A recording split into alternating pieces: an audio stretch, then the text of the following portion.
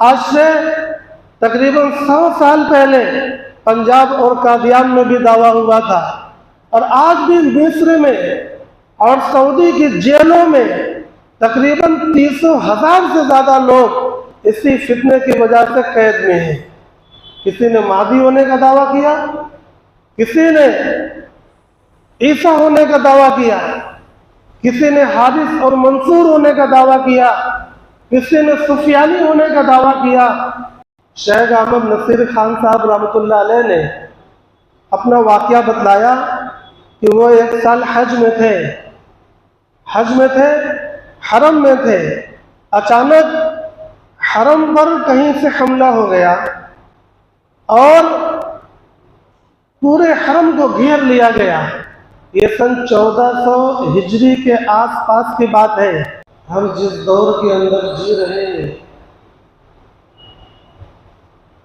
इस दौर के अंदर फितने उसी तरह बरस रहे हैं जिस तरह ये बारिश की बूंदें बरस रही हैं।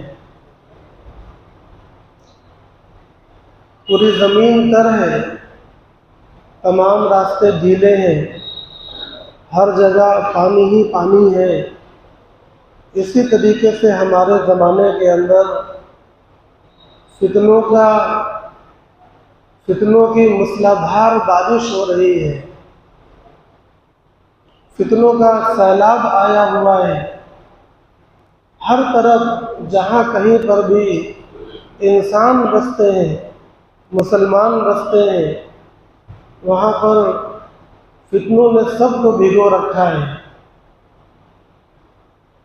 मुख्तलिफ किस्म के फितने हैं। उन्हीं फितनों के दरमियान से हमें और आपको अपने ईमान को बचा कर ले जाना है।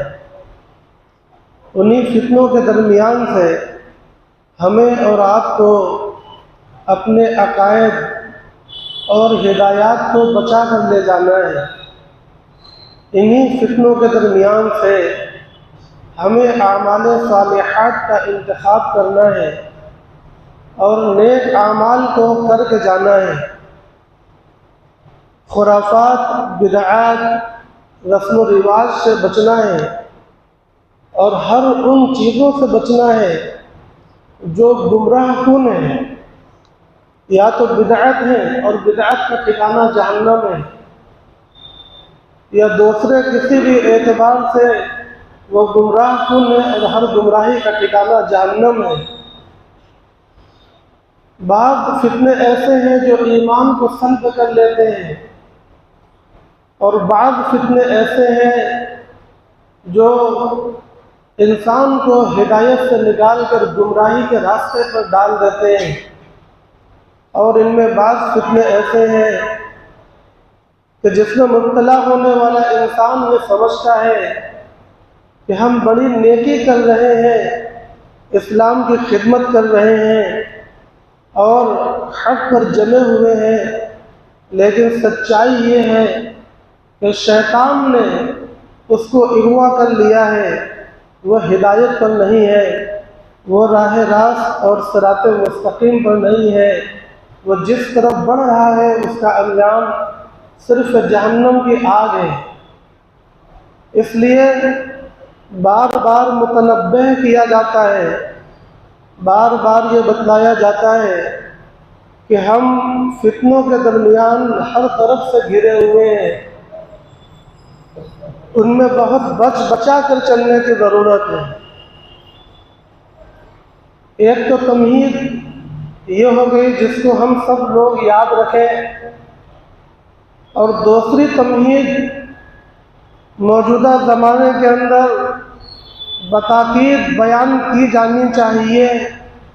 वो ये कि अल्लाह के नबी सल्लल्लाहु अलैहि वसल्लम ने यह इरशाद फरमाया है कि कुर्ब क़यामत में इल्म उठा लिया जाएगा।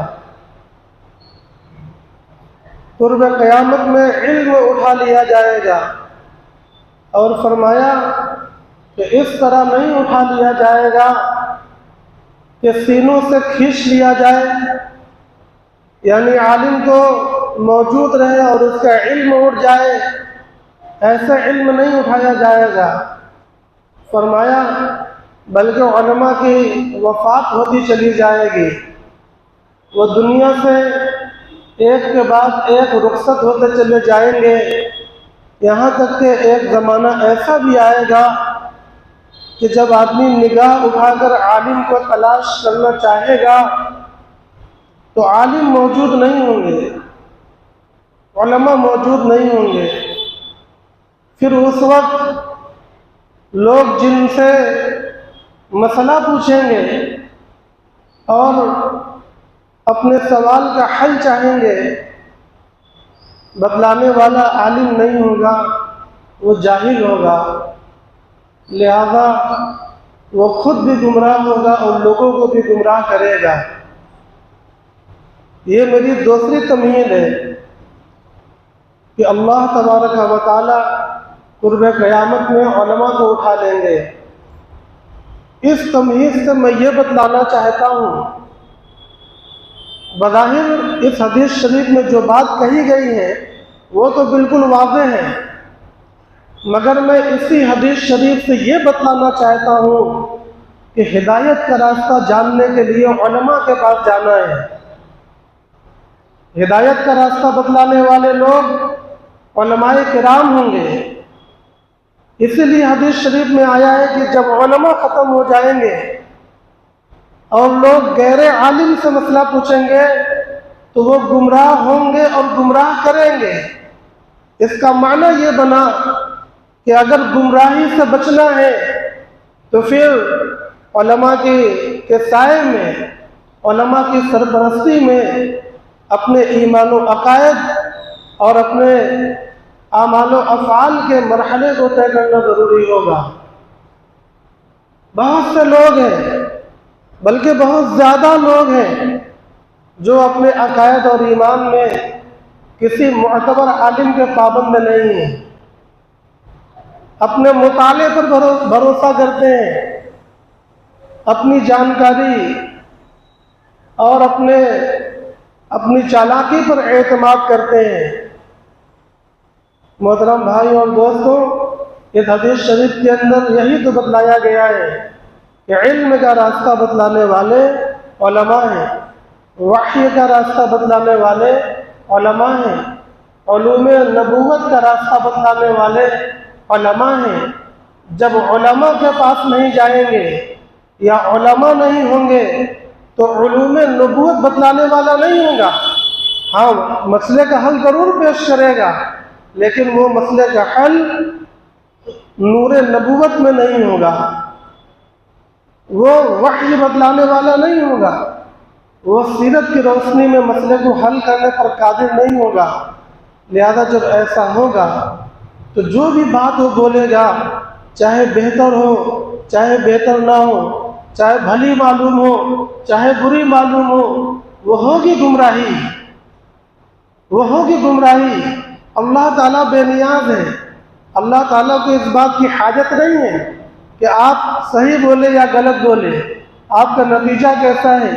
अल्लाह रब्बुल इज़्ज़त ने हिदायत को नाजिल फरमा दिया है। अब हिदायत उसी दायरे के अंदर है, उसमें बहुत सी जगहों पर इज्तिहाद करने की गुंजाइश नहीं है, उसमें अक्सर जगहों पर कयास करने की गुंजाइश नहीं है। हिदायत बिल्कुल वाज़ेह है, दिल बिल्कुल वाज़ेह है। मोहतरम भाइयों और दोस्तों, इन दोनों तमहीदों के बाद अब मैं ये अर्ज़ करने लगा हूँ कि जहाँ पर बहुत सारे फितने हमारे दरमियान हर वक्त हैं, जिनकी मुश्किलात में हम लोग घिरे हुए हैं, वहीं पर एक फितना शकीलियत का भी है। शकील बिन हनीफ, बिहार दरभंगा का ये बंदा, इसने अपने आप को महदी और ईसा होने का दावा किया है और हज़ारों नहीं लाखों की तादाद में लोग उसके फितने का शिकार हुए हैं। शिकार होने वाले कुफ़ार यहूद और नसारा नहीं है, कुफ़ार होने वाले मुसलमान नौजवान हैं, स्कूलों और कॉलेजों में पढ़ने वाले, ईमान और आमाल का शौक़ रखने वाले, जिनके नज़र में ये है कि मुसलमानों के हालात पस्ती में चल रहे हैं, ईमान और अमाल सरबुलंद होना चाहिए। इस शौक़ के अंदर उनको जब बहकाया गया, गुमराह किया गया, तो उन्होंने अच्छा समझकर, ईमान समझकर, दीन समझकर, हक समझकर उसको कबूल कर लिया और उस शकील बिन हनीफ दरभंगा को उन्होंने महदी भी माना, उन्होंने ईसा भी माना और उसके बाद वो सिरात मुस्तकीम से गुमराह हो गए। अब वो उलमा की नहीं मानते। अब आप उनके सामने बुखारी शरीफ कर दें, मुस्लिम शरीफ कर दें, सहीह सित्ता की कोई किताब कर दें, अगर रिवायत उनकी मर्जी के खिलाफ होगी तो उसको वो नहीं मानेंगे। और बाकी दुनिया की सारी किताबों का इनकार है, वो एक अलग बात है। मोहतरम भाई और दोस्तों, इसी सिलसिले में चंद ज़रूरी बातें मैं आपके सामने अर्ज कर रहा हूँ, और वो इसलिए क्योंकि नबी पाक सल्लल्लाहु अलैहि वसल्लम ने बहुत कसरत के साथ सहाबा के दरमियान दज्जाल, ईसा और महदी की बातें बतलाई हैं। यहाँ तक फरमाया कि कोई नबी ऐसा नहीं गुजरा जिसने दज्जाल से अपनी उम्मत को न डराया हो, कोई नबी ऐसा नहीं गुजरा। फिर बतौर ताकीद ये फरमाया कि हज़रत नूह अलैहिस्सलातु वस्सलाम ने भी अपनी उम्मत को डरवाया है। सहाबे किराम रज़ियल्लाहु अन्हुम अजमईन से अक्सर नबी पाक सल्लल्लाहु अलैहि वसल्लम इन फितनों की बातें फरमाया करते थे। चुनांचे बेशुमार सहाबा से और बेशुमार सहाबियात से, अहले बैत के बेशुमार अफराद से इन फितनों के बारे में हदीसें और रिवायतें मौजूद हैं। आप सुनते भी होंगे और किताबों में पढ़ भी सकते हैं। बात यह है कि ये फितने, दज्जालियत का फितना और उसी के साथ हजरत महदी और ईसा अलैहिस्सलातु वस्सलाम, ये तीनों एक साथ जुड़े हुए हैं। ये तीनों वाक़यात एक साथ जुड़े हुए हैं। ये फितने आज से नहीं, 1000 साल पहले से उम्मत के अंदर पेश आते चले आ रहे हैं। इस चीज़ को याद रखिएगा। आज शकील बिन हनीफ ने महदवियत का दावा किया है, ईसा होने का दावा किया है। आज से तकरीबन 100 साल पहले पंजाब और कादियान में भी दावा हुआ था, और आज भी मिस्र में और सऊदी की जेलों में तकरीबन 300,000 से ज़्यादा लोग इसी फितने की वजह से कैद में हैं। किसी ने महदी होने का दावा किया, किसी ने ईसा होने का दावा किया, किसी ने हारिस और मंसूर होने का दावा किया, किसी ने सुफियानी होने का दावा किया। मोहतरम भाई और दोस्तों, क्या वजह है वह अल्लाह बेहतर जानता है, मगर आप इस बात को याद रखिए कि बेशुमार दावे इस सिलसिले के अंदर हुए हैं। इसको बतौर यादगार के मजबूती से अपने पास बात कर रखिए। मैं सन 1400 हिजरी के आसपास का एक वाक़या आपको सुनाता हूँ। 2006 में मैंने दारुल उलूम देवबंद के अंदर दौरे हदीस शरीफ पढ़ा है, मौलवियात का आखिरी साल, जिसमें बुखारी शरीफ, मुस्लिम शरीफ, तिरमिज़ी, अबू दाऊद, नसई, इब्न माजा, मुअत्ता और शरह मानिल आसार वगैरह किताबें पढ़ाई जाती हैं। वो मौलवियात का आखिरी साल होता है, उसके बाद पगड़ी मिल जाती है, और दारुल उलूम में पगड़ी 100 साल में मिलती है, इसलिए अभी हम लोगों को नहीं मिली। तो उस वक्त दारुल उलूम के बड़े मुहद्दिस मौलाना नसीर अहमद खान साहब मुहद्दिस रहमतुल्लाह अलैह, शेख अब्दुल नसीर खान साहब 2006 में मैंने अपना वाक़या पढ़ा है कि वो एक साल हज में थे, दूसरी जिल्द हज में थे, दूसरी जिल्द हरम में थे। शेख अचानक हरम में पढ़ा गया जो बनारस के अंदर और के अंदर भी उस्ताद रह चुके हैं, हरम को घेर लिया गया, उनको जानते हैं। सन 1400 हिजरी के आसपास की बात है, यानी तकरीबन 46-47 साल पहले पूरे हरम को घेर लिया गया।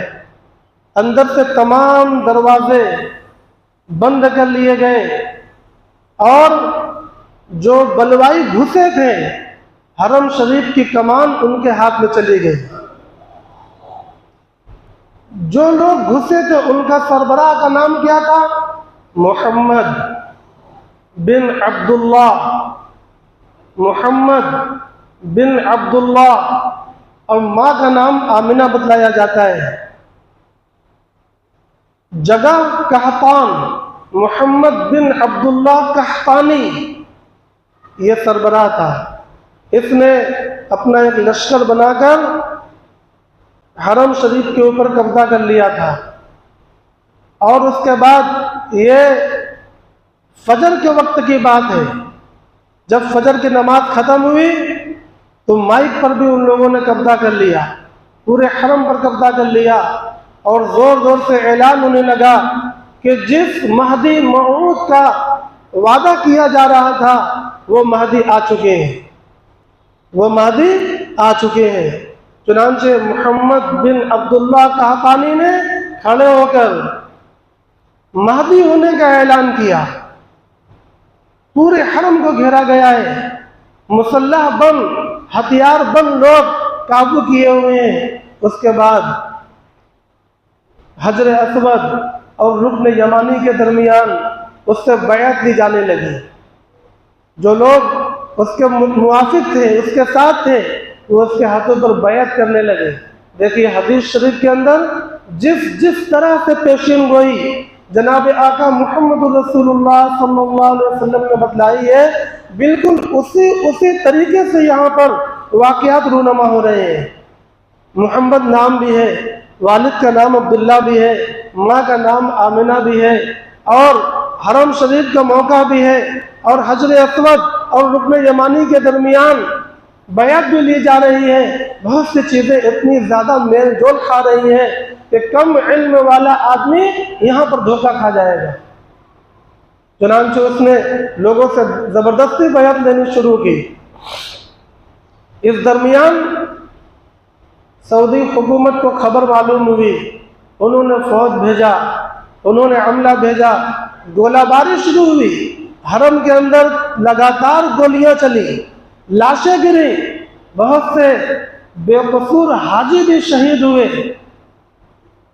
बहुत मुश्किल से कई दिनों के बाद मोहम्मद बिन अब्दुल्ला कहतानी के ऊपर काबू पाया गया, वो गिरफ्तार किया गया। सऊदी हुकूमत ने उसको कत्ल किया और उसके साथ जितने उसके हिमायती और शरीक थे हर एक कत्ल किया गया। मैं इस वाक़े को मुख्तसर में अर्ज़ करके ये बयान करना चाह रहा हूँ कि मोहतरम भाई और दोस्तों, नबी पाक सल्लल्लाहु अलैहि वसल्लम की जो पेशीन गोई है वो कब पूरी होगी, कैसे पूरी होगी, इसमें कयास और इज्तिहाद की कोई गुंजाइश नहीं है। कोई भी अगर इधर उधर की बात करता है तो वो सीधे सीधे चाहे दलालत में गिरेगा और राह हिदायत से हटेगा। देखिए कितनी सिमिलरिटी है, मगर उसके बावजूद वो हक बात नहीं है। अगर वो महदी होता तो अव्वल वो मक्के का होना चाहिए था। दूसरी बात यह है कि महदी को कभी ये पता नहीं होगा कि मैं महदी हूँ, उसको पहले बिल्कुल मालूम नहीं होगा कि मैं महदी हूँ, बल्कि लोग उसको पकड़ लेंगे, लोग उसको पकड़ेंगे और उससे कहेंगे कि आप महदी हैं। वो कहेगा नहीं, ऐसा कुछ नहीं, मैं एक सादा सूदा इंसान हूँ, मैं कोई महदी नहीं हूँ। और उसके बाद वो छुड़ा कर भागेगा। लोग उसको दोबारा तलाश करके मक्के में फिर हासिल कर लेंगे और उसको लाएंगे हरम शरीफ के अंदर और मकाम रुकन यमानी के पास उसके हाथ पर बैअत करेंगे। तब भी वो राज़ी नहीं होगा, तब भी वो नहीं मानेगा कि मैं महदी हूँ। रात में जब वो सोएगा तो अल्लाह तबारक व तआला की तरफ से फिर इल्हाम रहमानी होगा, फिर उसके दिल के अंदर अल्लाह तबारक व तआला की तरफ से इल्हाम होगा, जिससे उसके दिल में एक नूर पैदा होगा और फिर वो मुतमईन हो जाएगा कि मैं महदी हूँ, और उसके बाद फिर महदी का काम शुरू होगा। लेकिन तारीख में बेशुमार वाक़यात, एक नहीं, दो नहीं, 3 नहीं, 10 नहीं, 20 नहीं, बेशुमार वाक़यात ऐसे हुए हैं कि बहुत से लोगों ने महदी होने का दावा किया, मगर वो इल्हाम रब्बानी नहीं था। और याद रखिए, महदी होने का दावा सिर्फ ऐसे लोगों की तरफ से नहीं हुआ जो बदबख्त थे, जाहिल थे, दीन से दूर थे, मतलब परस्त और दुनिया तलब थे। सिर्फ ऐसे लोगों की तरफ से होता तो एक बात होती कि जब भी किसी ने महदी होने का दावा किया तो हर बार वो लिंगड़ ही निकला। एक बार सोचने का मौका होता, मगर ऐसा नहीं है। आपको हैरत होगी, वक्त के बड़े बड़े उलमा, वक्त के बड़े बड़े औलिया, अपने वक्त के औलियाओं के सरदारों ने इस बात का दावा किया है। इमाम अली मुत्तकी, जिनके बारे में किताबों में आता है कि शायद ये इंसान नहीं फरिश्ते थे, ऐसे ही लिखा है लिखने वालों ने कि शायद ये इंसान नहीं, इंसान की शक्ल में अल्लाह ने किसी फरिश्ते को पैदा कर दिया है। इतने मुत्तकी, इतने परहेजगार, इतने रूहानी, और हर रूहानी और बातनी मकाम को हासिल किए हुए, जिनकी पूरी ज़िंदगी सरापा सुन्नत में गुजरी, अम्र बिल मारूफ नही अनिल मुनकर में गुजरी। आप अब अपनी उम्र के बिल्कुल आखिरी दौर में जब बिस्तरे मर्ग पर थे, जब आदमी बिल्कुल उठने हिलने के काबिल नहीं रहता है, जब उस हाल में थे, अचानक उनके ऊपर एक हाल तारी हो गया। उन्होंने अपने किसी बुजुर्ग खादिम को बुलाया, और उनके सारे खादिम भी साहिब निस्बत बड़े बड़े बुजुर्गाने दीन थे, अपने आप में मशाइख थे। अपने खादिम को बुलाया और कहने लगे कि तुम ये गवाही देते हो कि मैंने पूरी जिंदगी सुन्नत की इत्तबा की है, सुन्नत के खिलाफ नहीं गया, दीन की पैरवी की है, दीन के खिलाफ नहीं गया, सच की इत्तबा की है, कभी मैंने झूठ नहीं बोला। तो उनका खादिम ये कहने लगा कि हजरत, हम बिल्कुल इस बात की गवाही देते हैं, आप जो कुछ कह रहे हैं सब कुछ सच है। कहने लगे कि अब तुम्हें यह भी गवाही देना है कि मैं महदी मौऊद बन गया हूँ, अल्लाह ने मुझे बनाया है। जब उन्होंने ये बात कही तो उनके शागिर्द ने एक लम्हे को तवक्कुफ किया, लेकिन उसके बाद उन्होंने नतीजा ये निकाला कि इस बंदे ने जब कभी भी झूठ नहीं बोला, जब कभी भी दीन के खिलाफ इसने एक बात बर्दाश्त नहीं की, तो आज इतनी बड़ी बात ये गलत कैसे कह सकता है? हो सकता है अल्लाह ने ऐसा ही कर दिया हो। चुनांचे उसने गवाही दिया, मैं गवाही देता हूँ कि आप महदी हैं। और दूसरे शागिर्दान बुलाए गए, सब ने गवाही दिया कि हम महदी हैं। उसके बाद ये शेख मक्के में ही मुकीम थे। ये जो बिस्तरे मर्ग पर थे, अचानक उनके पास कहाँ से इतनी ताकत आ गई, वो उठे और नहाया और सफ़ेद कपड़ा पहना और हवा की रफ्तार से हरम शरीफ की तरफ चले गए। इतनी तेज रफ्तारी में गए कि उनके साथ चलने वाले लोग बयान करते हैं कि हम दौड़ कर भी उनको पकड़ नहीं पा रहे थे। ऐसा बंदा जिनके बारे में ये था, लोग जमा हो गए थे कि अब इनके मरने की जो रस्में होती हैं वो अदा की जाए। रस्मों से मेरी मुराद दुनियावी रस्म नहीं है, दीनी रस्म। सूरह यासीन शरीफ पढ़ना, तलकीन करना और वहाँ पर दीन की मजलिस को बनाए रखना, ईमान और नूर का माहौल बनाए रखना, ये जो रसूम है मरने की, वहाँ पर वो माहौल खड़ा हो चुका था। उसके बाद ये हादसा हो गया। वो गए हरम के अंदर, लोग तवाफ में थे, नमाजों में थे। उन्होंने ऐलान किया अनल महदिल मौऊद, जोर से ऐलान किया। लोगों ने जब देखा कि ये तो शेख हैं, लोगों ने मान लिया। हजारों लोगों ने उनको फौरन मान लिया। उस वक्त जो मक्का के सबसे बड़े वली थे वो बुलाए गए, उन्होंने भी तायद तस्दीक कर दी, मगर उनकी तायद और तस्दीक वो दूसरे एतबार से थी। फिर कभी मौका मिलेगा तो इंशाअल्लाह बताऊंगा। बहरहाल शेख अली मुत्तकी रहमतुल्लाह अलैह, इतना बड़ा बुजुर्ग, हजरत हाजी इमदादुल्लाह मुहाजिर मक्की रहमतुल्लाह अलैह, इनके वक्त में एक वली कामिल ने महदी होने का दावा किया। मैं मुख्तसरन ये अर्ज करना चाहता हूँ कि मोहतरम भाई और दोस्तों, बहुत से लोगों ने महदी होने का दावा किया। उनमें से कुछ वो थे जो सरासर गुमराह थे और गुमराह हो गए, और उनमें से कुछ वो थे जो अल्लाह तबारक व तआला की किसी हिकमत और मसलहत या किसी आजमाइश की वजह से महदी होने का दावा किया। बाद में अल्लाह ने उनको फिर हिदायत बख्श दी और वो तायब हो गए। जैसे इमाम अली मुत्तकी रहमतुल्लाह अलैह और हज़रत हाजी इमदादुल्लाह मुहाजिर मक्की रहमतुल्लाह अलैह के ज़माने में जिस वली कामिल ने दावा किया, उन्होंने भी तौबा किया। उसके अलावा भी सैकड़ों वलियों का आप वाक़या पढ़ सकते हैं, सुन सकते हैं। उन लोगों ने दावा किया मगर वो तायब हो गए। अल्लाह ने उनको जीते जी तौबा की तौफीक बख्श दी। फिर उन्होंने कहा कि जो कुछ था वो कोई हाल था, वो कोई आजमाइश थी, मैं तौबा करता हूँ और ईमान की तजदीद करता हूँ, मैं कोई महदी नहीं हूँ। ये मुझसे धोखा हो गया और ये बतलाया कि मैंने इसको इल्हाम रब्बानी समझा था मगर ये इल्काए शैतानी था। तो नबियों के सिवा कोई भी मामून नहीं है, नबियों के सिवा कोई भी मामून नहीं है। बड़े से बड़ा आबिद और बड़ा से बड़ा जाहिद और बड़ा से बड़ा मुत्तकी, शैतान उसको गुमराह करने की प्लानिंग करता है। जब कोई इबादत पर आता है तो शैतान ज़रा और एक्टिव हो जाता है।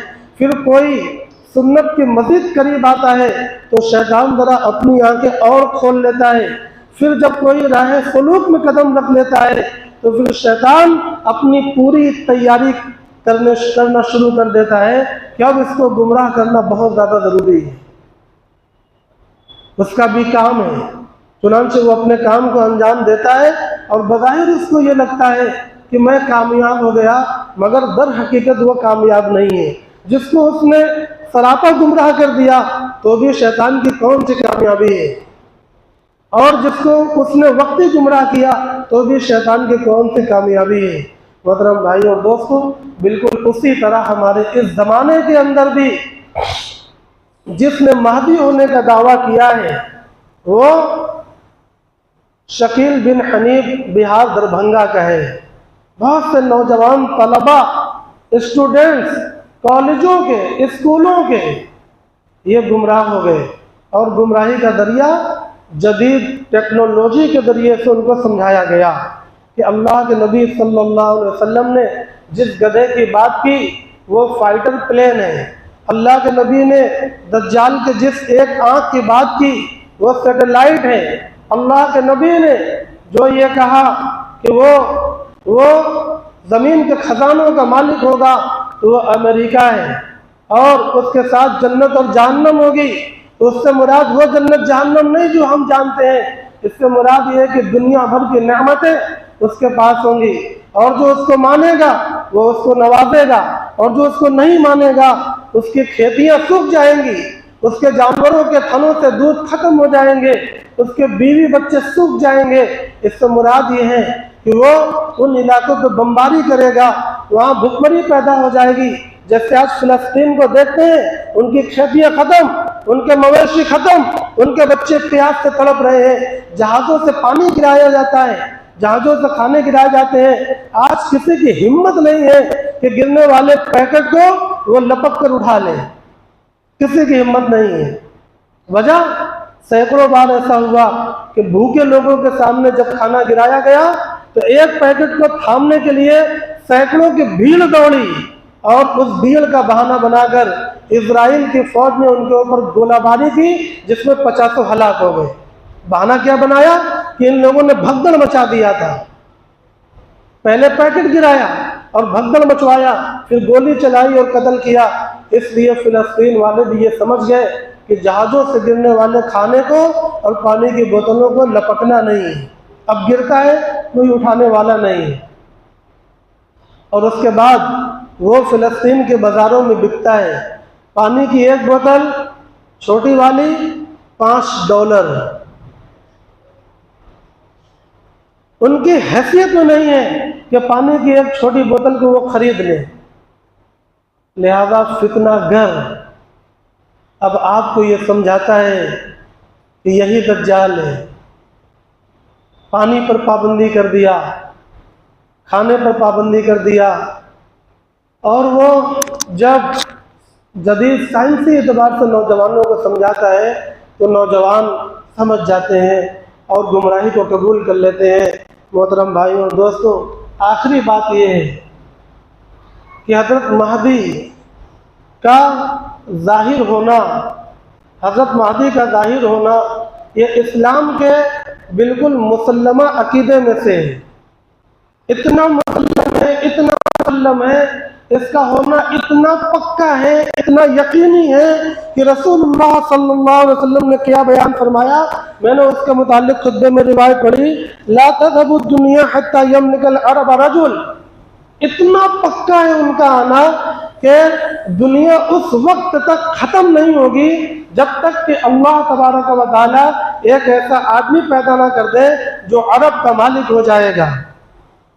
अरब का मालिक, ये शकील बिन हनीफ कहाँ पर है? महाराष्ट्र में, औरंगाबाद में। कब बनेगा अरब का मालिक? अल्लाह के नबी ने फरमाया जब महदी का ज़हूर होगा तो वह दुनिया में 7 साल रहेंगे। उनका मकसद भी जानिए, उनकी सिफात भी जानिए। पहली बात, वो अरब का मालिक हो जाएगा, इस नुक्ते को याद रखिए। दूसरी बात, मिन अहले बैती, उसकी नस्ल मेरे अहले बैत से होगी। हज़रत अली रज़ी अल्लाह तआला अन्हु ने इसका खुलासा किया है। हज़रत हसन की तरफ हज़रत अली ने ताका, नज़र फरमाया और फरमाया मेरा ये बेटा ये सैयद और सरदार है। अल्लाह के नबी ने फरमाया है कि इसके नस्ल से एक लड़का पैदा होगा जिसका नाम नबी के नाम के मुताबिक होगा और उसके बाप का नाम नबी के वालिद के नाम के मुताबिक होगा और वो दुनिया को अदल और इंसाफ से भर देगा। हज़रत अली रज़ी अल्लाह तआला अन्हु ने ये बात फरमाई है।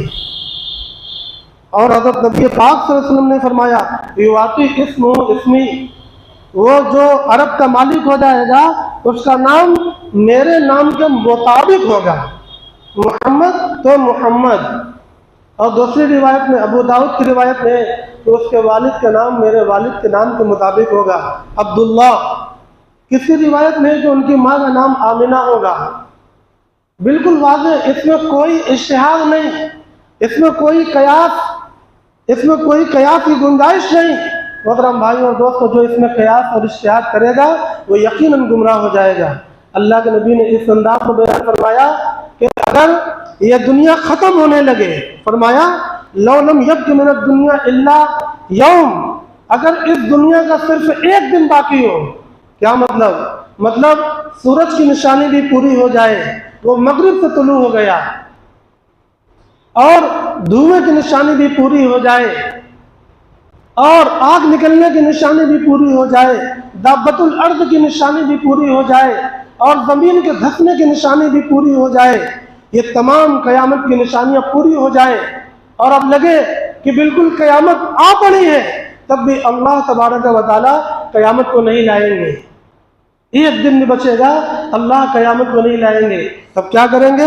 लतव्वलल्लाहु ज़ालिकल यौम, अल्लाह उस दिन को लंबा फरमा देंगे, यहाँ तक कि एक आदमी को भेजेंगे जो मेरे अहले बैत में से होगा और उसका नाम मेरे नाम के मुताबिक, उसके बाप का नाम मेरे वालिद के नाम के मुताबिक होगा, और ज़मीन उस वक्त जुल्म सितम से भरी होगी, वो अदल और इंसाफ से भर देगा।